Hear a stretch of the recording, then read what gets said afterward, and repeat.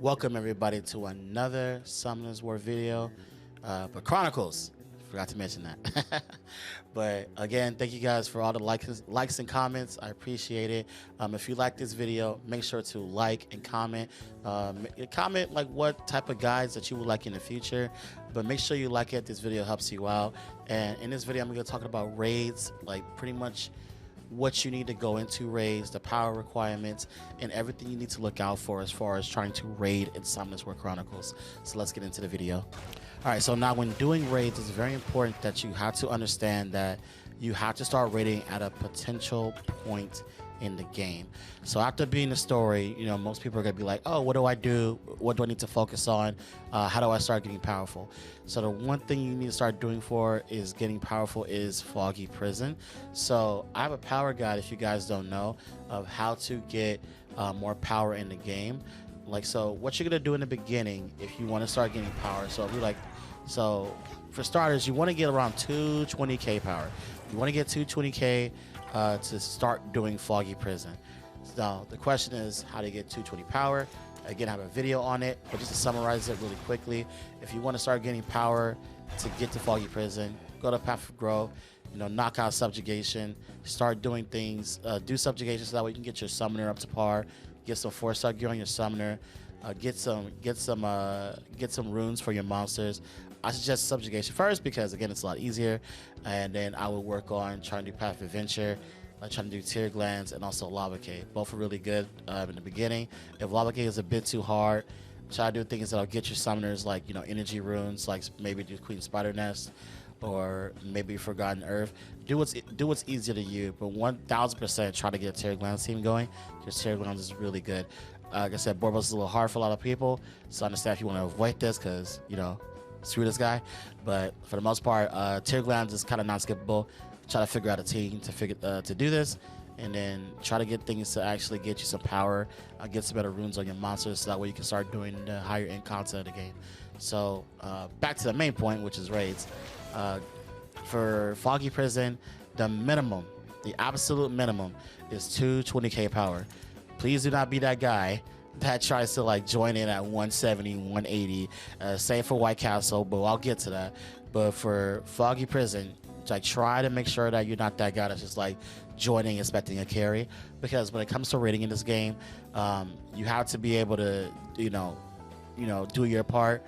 For Foggy Prison, I would say it's a lot easier to do carries. I do carries, so if you want to get carried in Foggy Prison, just, you know, join my Twitch channel. If you're on NFL West, by the way, because I can't just carry anybody. But if you're on NFL West and you're like, you want to carry, you want to be able to do some Foggy Prison, and you need some help getting gear, come by my Twitch channel. I do Foggy Prison all the time. Just ask. It's no requirement. You know, you don't need to be a sub. You need to donate. Just ask. Just ask nicely. Just be like, hey, Jug, you know, I'm going to do Foggy Prison. Can you help me with the carry? No problem, man. I got you. And I'll try to get somebody else in to help you do Foggy Prison. Again, just make sure you do your part. But to get into like the intricacies of it, for a party, I 1000% recommend for most people to use Shannon and Kona. Shannon and Kona Mia. I was right. I thought I was wrong. So I would say for the most part, if you are trying to get into it, please level Shannon and Kona Mia. They're really good for like early game content. I also have a video on these three entirely. So if you want to check out that video, you can. It's also on my channel. But also, like I would say, just check out these two. Make Kona Mia, make Shannon. They pretty much offer everything you need to do Foggy Prison. Kona Mia offers the heal, cooldown reductions, and you also have Shannon, who offers the attack buff, defense buff, and a defense break. All good for Foggy Prison. When it comes to the third monster, if you're Orbia, I highly recommend Acelia, because you can use Fire Staff and then get a lot of defense breaks up. You pretty much never have to worry about defense breaks with these three. I've been doing Foggy Prison with these three for the first I want to say like 2 weeks of just me playing the game. I've used these three. They work just fine. They can on everything. I'm usually high DPS Orbia, so I recommend these three entirely. They're really, really great for early raiding. If you're not Orbia, you can sub out Acelia for a lot of things. You can sub it out for Ellen if you have Ellen built. You You can set up for Theomars if you have him built. You can set them on for Helia as well. Just whatever gives you a damage to your team.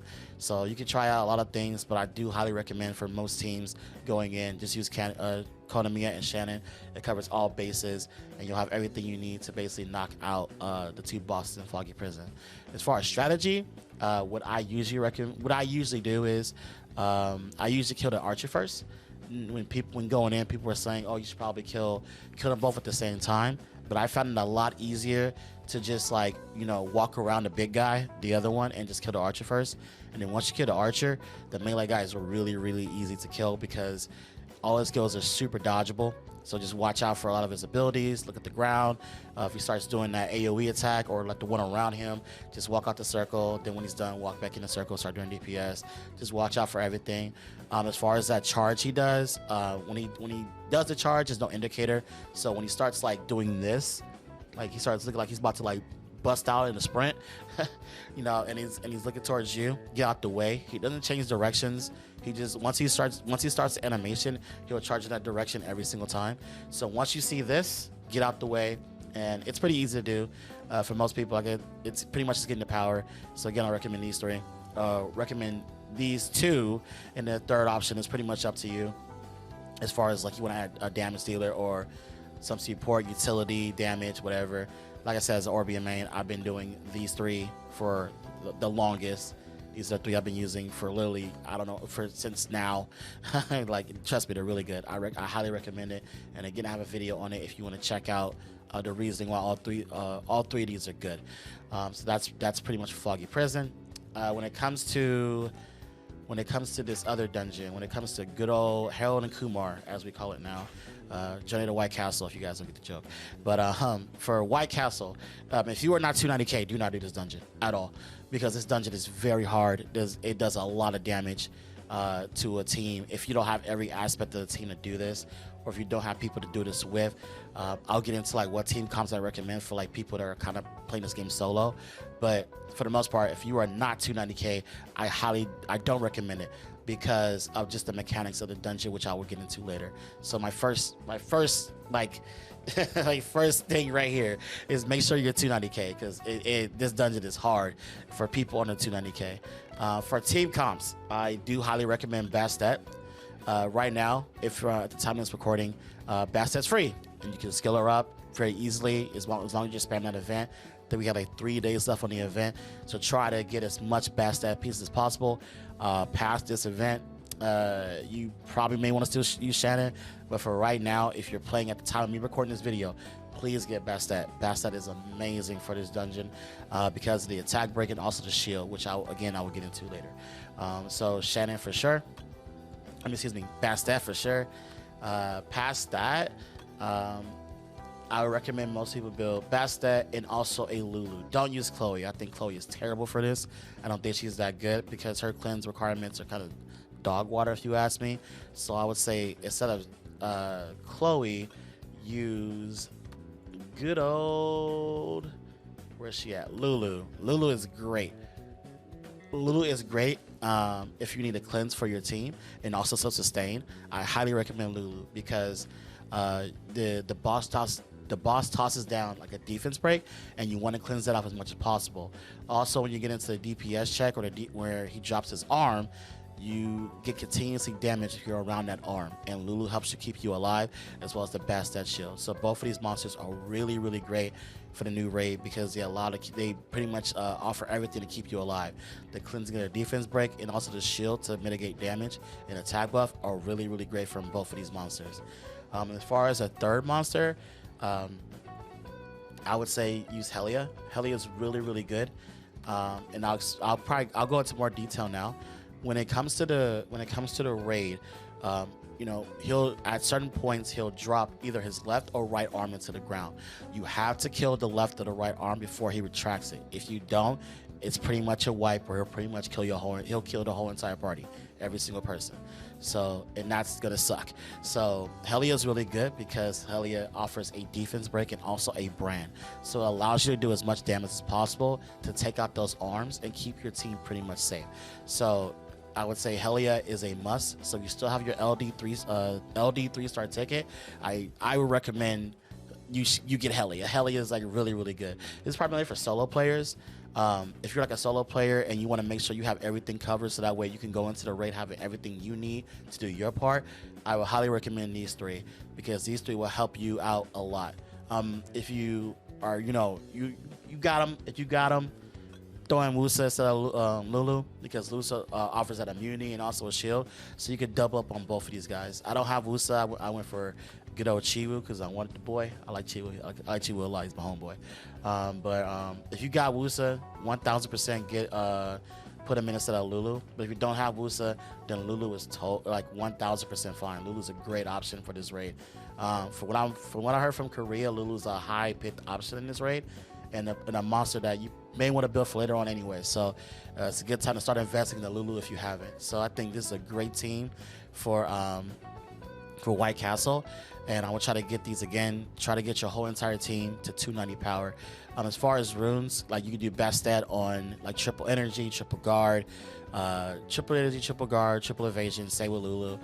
For Helia, I see people say Rage Blade. I usually use my same Celia runes on Helia, or if you're a raiding with a team that they already have a Helia or maybe 2 Helias, you could probably toss out Helia for Naomi. Naomi's pretty good. I don't have a Naomi because this game hates me, but you could also throw in Naomi. You could throw in Naomi. You could throw in. There's a good amount of options you could throw in. You could rock. I usually rock Acelia. Acelia is pretty good because it maintains a defense break. Whatever you could toss in that offers damage is great. If you have a team that already has like maybe 1 or 2 Helias, if it has 2 Helias, I don't suggest 3. Just toss in something else that can offer DPS. Like again, Naomi. If you have 1 Helia, then maybe you could toss in like again somebody else besides. You need 3. 2 is kind of overkill. I think 1 is totally fine.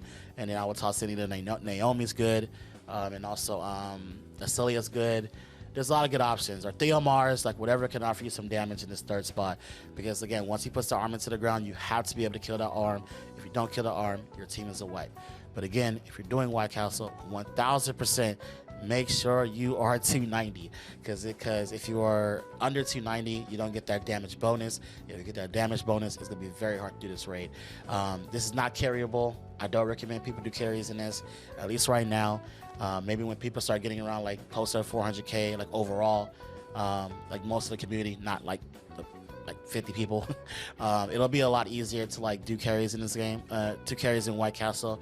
But for right now, again, make sure you're doing your part as a player to make it easier on everybody else and provide everything else the team may need to do the raid, which is again getting 290. So again, if you need help getting more power in this game, I have a video on my channel. Check that out afterwards. And yeah, that's a raid guide. If you have any other questions or any other concerns, toss it down in the comment section. Let me know. If this helped you out, go ahead and like it. Come by my Twitch channel, chill with us, chill with the community. Again, if you need carries and Foggy, I do it all the time. Just ask me. Just say, hey, Jug, I'd like to carry a Foggy. Sure, whatever. I'll help you out. And again, I'm enjoying this game. I hope you guys enjoy this game. And I will see you in the next video. Peace. Have a good one.